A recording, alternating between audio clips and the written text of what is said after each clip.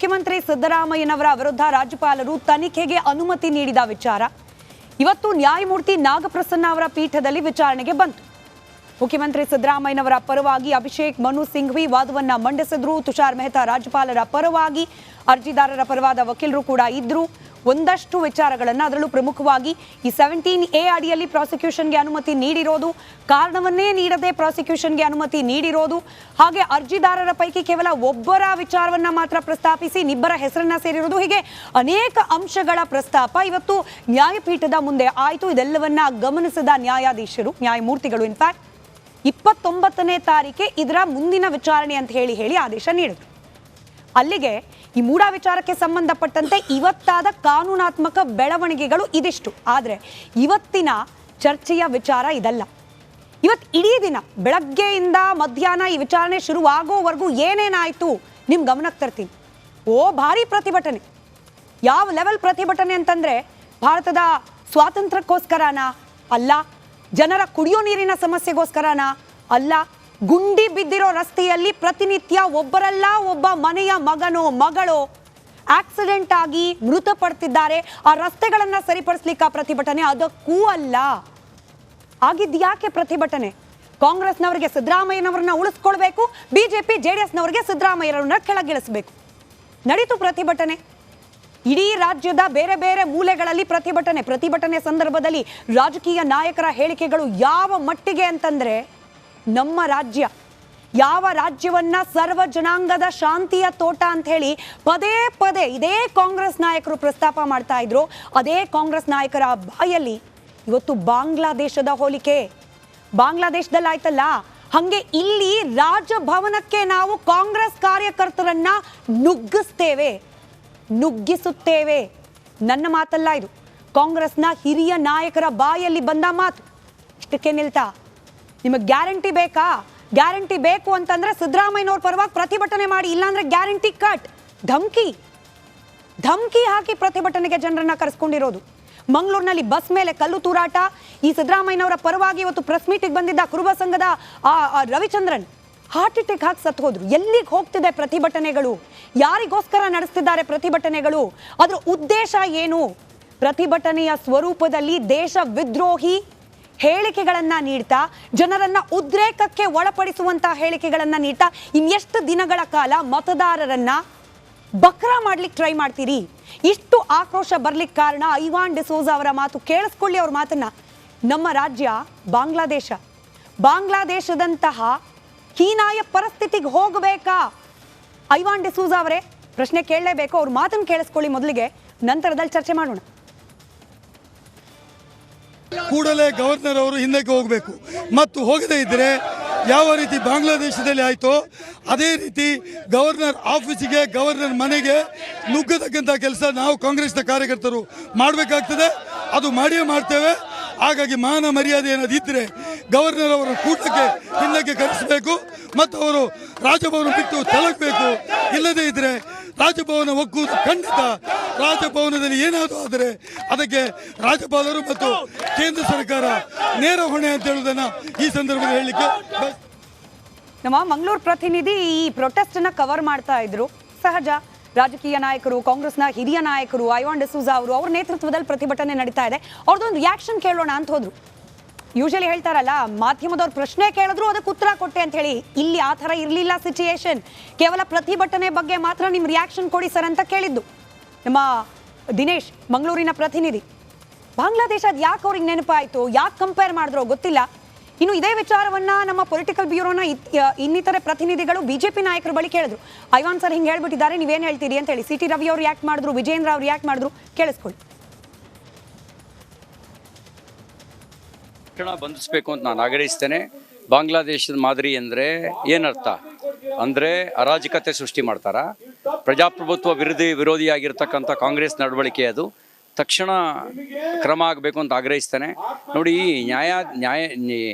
ಘನತೆವೆತ್ತ ರಾಜ್ಯಪಾಲರು ನಿಷ್ಪಕ್ಷಪಾತವಾದ ನ್ಯಾಯಯುತ ತನಿಖೆ ಆಗಲಿ ಅಂತ ಅನುಮತಿ ಕೊಟ್ಟಿದ್ದಾರೆ. ತನಿಖೆನೇ ಬೇಡ ಅಂತ ಹೇಳೋದು ಅದು ಅಸಂವಿಧಾನಿಕ. ತನಿಖೆನೇ ಬೇಡ ಅನ್ನೋದು ಪ್ರಜಾಪ್ರಭುತ್ವ ವಿರೋಧಿ. ತನಿಖೆನೇ ಬೇಡ ಅನ್ನೋದು ನಾನು ಕಾನೂನಿಗೆ ಮೀರಿದವನು ಅಂತಕ್ಕಂಥ ದುರಹಂಕಾರದ ಭಾವನೆ. ದೇಶದ್ರೋಹದ ಹೇಳಿಕೆಗಳು ನೋಡ್ತಾರೆ ಅವ್ರನ್ನ ಫಸ್ಟ್ ಒದ್ದು ಒಳಗೆ ಹಾಕಬೇಕು.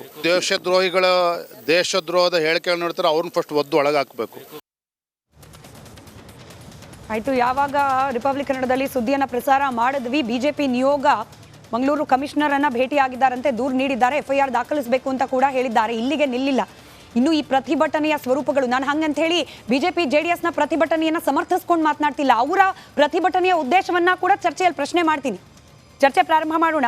ಬಿಜೆಪಿ ವಕ್ತಾರೆ ಸುರಭಿ ಹೊದಗಿರಿ ಅವರಿದ್ದಾರೆ, ಹಾಗೆ JDS ನ ವಕ್ತಾರರು ಅಶ್ವಿನ್ ಗೌಡ್ರಿದ್ದಾರೆ, ಕಾಂಗ್ರೆಸ್ನ ವಕ್ತಾರರು ಶತಬೀಶ್ ಶಿವಣ್ಣ ಅವರಿದ್ದಾರೆ, ಹಾಗೆ ರಾಜಕೀಯ ವಿಶ್ಲೇಷಕರು ಶಶಿಕಾಂತ್ ಯಡಳ್ಳಿ ಅವರಿದ್ದಾರೆ. ನನ್ನ ಪ್ಯಾನಲಿಸ್ಟ್ಗಳಿಗೆ ಒಂದು 5 ನಿಮಿಷದ ಸಹನೆಯನ್ನು ಎಕ್ಸ್ಪೆಕ್ಟ್ ಮಾಡ್ತೀನಿ. ಭರತ್ ಶೆಟ್ರು ನಮ್ಮ ಜೊತೆಯಲ್ಲಿ ನೇರ ಸಂಪರ್ಕದಲ್ಲಿದ್ದಾರೆ. ಮೊದಲಿಗೆ ಅವ್ರನ್ನ ಮಾತನಾಡ್ತೀನಿ, ನಂತರದಲ್ಲಿ ಚರ್ಚೆಗೆ ಹೋಗೋಣ. ಭರತ್ ಶೆಟ್ರೆ, ಬಾಂಗ್ಲಾದೇಶದ ಪರಿಸ್ಥಿತಿಯನ್ನ ಕನಸಲ್ಲೂ ಕೂಡ ನಾವು ಬಯಸೋದು ಬೇಡ, ಹಂಗಾಗಿದೆ. ಚುನಾಯಿತ ಪ್ರತಿನಿಧಿ ದೇಶ ಬಿಟ್ಟು ಓಡ್ ಹೋಗೋ ಪರಿಸ್ಥಿತಿ.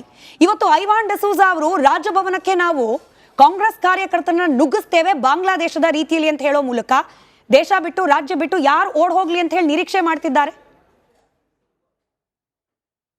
ಹಲೋ, ಹೇಳಿ ಸರ್. ಕೇಳಿಸ್ತಿದೆ, ಹೇಳಿ. ಈಗ ಮಂಗಳೂರಿನಲ್ಲಿ ಇವತ್ತು ಅವರು ಪ್ಲಾನ್ ಅಪ್ ಮಾಡಿದ್ದಾರೆ. ಮೊದಲು ಅವರ ಉದ್ದೇಶ ಏನಿದೆ ಅಂತ ಹೇಳಿದ್ರೆ, ಇಡೀ ರಾಜ್ಯದಲ್ಲಿ ಒಂದು ಗಲಭೆ ಮಾಡಬೇಕು, ಒಂದು ವಾತಾವರಣವನ್ನ ಸೃಷ್ಟಿ ಮಾಡ್ಬೇಕು ಅನ್ನುವಂತ ಹುನ್ನಾರವನ್ನ ಅವ್ರು ಮಾಡಿದ್ದಾರೆ. ಮಂಗಳೂರಿನಲ್ಲಿ ಮಾತ್ರ ಅಲ್ಲ, ಬೆಳ್ತಂಗಲೆಯಲ್ಲಿ ಸಹ ಒಬ್ಬರು ಕಾಂಗ್ರೆಸ್ ನಾಯಕರು ಇದೇ ರೀತಿಯ ಮಾತನ್ನ ಹೇಳಿದ್ದಾರೆ.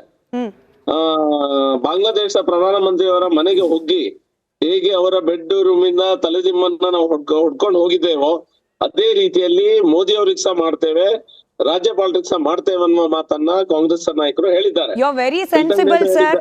ಐ ಆಮ್ ಸಾರಿ, ಇಂಟರಪ್ಟ್ ಮಾಡ್ತಿದ್ದೀನಿ. You are very sensible. ಬರೀ ಬೆಡ್ಶೀಟು ಪಿಲ್ಲೋ ಮಾತ್ರ ಹೇಳಿದ್ರಿ, ಇಂಟರ್ನೆಟ್ ನಲ್ಲಿ ಹರಿದಾಡ್ಬಿಟ್ಟಿದೆ ಏನೇನೆಲ್ಲ ಹೊತ್ಕೊಂಡು ಬಂದು ಪ್ರದರ್ಶನ ಮಾಡಿದ್ರು ಅಂತ ಹೇಳಿ ಶೇಖ್ ಹಸೀನಾ ಅವರ ಮನೆಯಿಂದ. ಅಬ್ಸಲ್ಯೂಟ್ಲಿ. ಈಗ ಐವಾನ್ ಡಿಸೋಜ ಅವರು ಒಂದು ನಮ್ಮ ಕಾಂಗ್ರೆಸ್ ಕಾರ್ಯಕರ್ತರ ಕೈಯಲ್ಲಿ ಕಲ್ಲು ಹೊಡ್ಸಿದ್ದಾರೆ ಬಸ್ಸಿಗೆ, ಎರಡನೇದಾಗಿ ಟಯರಿಗೆ ಬೆಂಕಿ ಹಚ್ಚಿಸಿದ್ರು, ಮೂರನೇದಾಗಿ ಅವ್ರ ಭಾಷಣದಲ್ಲಿ ಸಹ ಅದೇ ವಿಷಯ ಹೇಳಿದ್ರು, ಬಾಂಗ್ಲಾದೇಶದಲ್ಲಿ ಆದ ಪರಿಸ್ಥಿತಿಯನ್ನ ನಾವು ನಿಮ್ಗೂ ತರ್ತೇವೆ ಅನ್ನುವಂತ ಒಬ್ಬ ದಲಿತ ರಾಜ್ಯಪಾಲರ ಮೇಲೆ ಹೇಳಿದ್ದಾರೆ. ಈಗ ಇವರಿಗೆ ರಾಜ್ಯಪಾಲರು ದಲಿತರು ಅನ್ನೋದು ಈಗ ನೆನಪು ಹೋಗ್ತದೆ, ಇಲ್ಲದಿದ್ರೆ ಅವರು ಅದೇ ದಲಿತರ ನಾವು ರಕ್ಷಣೆ ಮಾಡುವ ಮಾತನ್ನ ಇವ್ರು ಆಡ್ತಾ ಇರುವಂತ ವ್ಯಕ್ತಿಗಳು. ಇವತ್ತು ರಾಜಾರೋಷವಾಗಿ ಮಂಗಳೂರಿನ ನಡುಪೇಟೆಯಲ್ಲಿ ಈ ರೀತಿಯ ಮಾತುಗಳನ್ನ ಹೇಳಿದ್ದಾರೆ. ನಾವು ಇಲ್ಲಿರುವ ಶಾಸಕರು, ನಾವು ಬಿಜೆಪಿ ಶಾಸಕರು ಏನ್ ಮಾತಾಡಿದ್ರು ಸಹ ನಮ್ಮ ಮೇಲೆ ಸುಳ್ಳು ಕೇಸುಗಳನ್ನ FIR ಗಳನ್ನ ಹಾಕ್ತಾರೆ. ಇವತ್ತು ನಾವು ಕಮಿಷನರ್ ಬಳಿ ಹೋಗಿದ್ದೆವು, ನಾನು ವೇದವ್ಯಾಸ್ ಕಾಮತ್ ಮತ್ತು ಬಿಜೆಪಿಯ ಜಿಲ್ಲಾ ನಾಯಕರುಗಳು. ಅವ್ರ ಹತ್ರ ಹೇಳಿ, ನೀವು ಸುಮೋಟೋ ಆಗಿ ಇದು ರಾಷ್ಟ್ರದ್ರೋಹದ ಮಾತು ಮತ್ತು ಅಟ್ರಾಸಿಟಿ ವಿಶ್ವಾಸ ಇದೆ. ರಾಷ್ಟ್ರಪತಿಗಳ ಗವರ್ನರ್ ಮನೆಗೆ, ರಾಜ್ಯಪಾಲರ ಮನೆಗೆ ಹೋಗಿ ಅವರನ್ನ ಅಲ್ಲಿ ಅವರ ಮನೆಯಿಂದ ಒಕ್ಕೆಲೆಬ್ಬಿಸ್ತೇವೆ, ಅವರನ್ನ ಓಡಿಸ್ತೇವೆ ಅನ್ನುವಂತ ಮಾತನ್ನ ಹೇಳಿದ್ದಾರೆ. ಒಬ್ಬ ದಲಿತರು ಅವರು ಅಟ್ರಾಸಿಟಿ ಕೇಸ್ ಅಟ್ರಾಕ್ಟ್ ಆಗ್ತದೆ.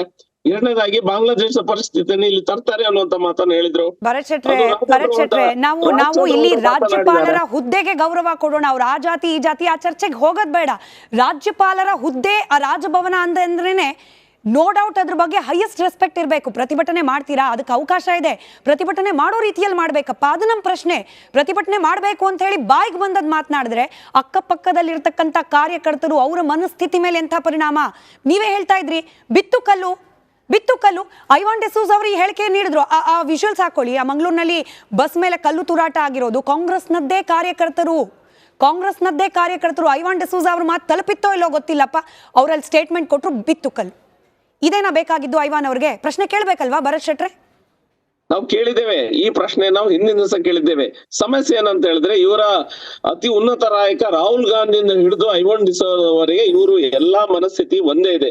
ಬಾಂಗ್ಲಾದೇಶದ ಪರಿಸ್ಥಿತಿಯನ್ನಾದ್ರೂ ಇಲ್ಲಿ ಮಾಡಿ, ಇಲ್ಲಿ ಏನಾದ್ರು ರಾಜ್ಯಭಾರ ಪವರ್ ಅನ್ನ ಕಸ್ಕೊಂಡು ಆ ಗದ್ದಿಗಲ್ಲಿ ಕೂತ್ಕೊಳ್ಳಿಕ್ ಆಗ್ತದ ಅನ್ನುವಂತ ಕನಸಿನಲ್ಲಿ ಇವರೆಲ್ಲರೂ ಸಹ ಇದ್ದಾರೆ.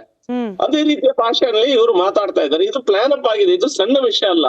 ಇಡೀ ರಾಜ್ಯದಲ್ಲಿ ಆ ರೀತಿಯ ವಾತಾವರಣ, ಬಾಂಗ್ಲಾದೇಶದ ವಾತಾವರಣ ಅಲ್ಲದಿದ್ರೆ ವೆಸ್ಟ್ ಬೆಂಗಾಲ್ ಅಂತ ವಾತಾವರಣ ಆದ್ರೂ ತರುವಂತ ಪ್ರಯತ್ನ ಖಂಡಿತ ಈ ಕಾಂಗ್ರೆಸ್ ನಾಯಕರು ಕರ್ನಾಟಕದಲ್ಲಿ ಮಾಡ್ತಾ ಇದ್ದಾರೆ. ಬಹಳ ದುಃಖ ಮತ್ತು ಬೇಸರ ಸಂಗತಿ. ಮತ್ತೆ ಇದಕ್ಕೆ ಕರ್ನಾಟಕದ ಜನತೆ ಯಾವ ಭಾಷೆಯಲ್ಲಿ ಮಾತಾಡ್ಬೇಕಂದ್ರೆ ಇವರಿಗೆ ಅರ್ಥ ಆಗೋ ಭಾಷೆಯಲ್ಲಿ ಮಾತಾಡಿದ್ರೆ ಮಾತ್ರ ಅರ್ಥ ಆಗ್ತದೆ ಈ ಕಾಂಗ್ರೆಸ್ನವರಿಗೆ. ಅದೇ ಭಾಷೆಯಲ್ಲಿ ಉತ್ತರ ಕೊಡ್ಲಿಕ್ಕೆ ಸಹ ನಾವೀಗ ಸಿದ್ಧರಾಗಿದ್ದೇವೆ. ಭರತ್ ಶೆಟ್ರೆ, ನಿಮ್ ಸಮಯ ಇದ್ದು ಸಹನೆ ಇದ್ರೆ ಕಾಂಗ್ರೆಸ್ ವಕ್ತಾರರದು ಒಂದು ಚಿಕ್ಕ ರಿಯಾಕ್ಷನ್ ತಗೊಂಡು ವಾಪಸ್ ಬರ್ತೀನಿ. ನಮ್ ಜೊತೆಯಲ್ಲಿ ಇರ್ತೀರಿ ಅನ್ನೋ ವಿಶ್ವಾಸದೊಂದಿಗೆ.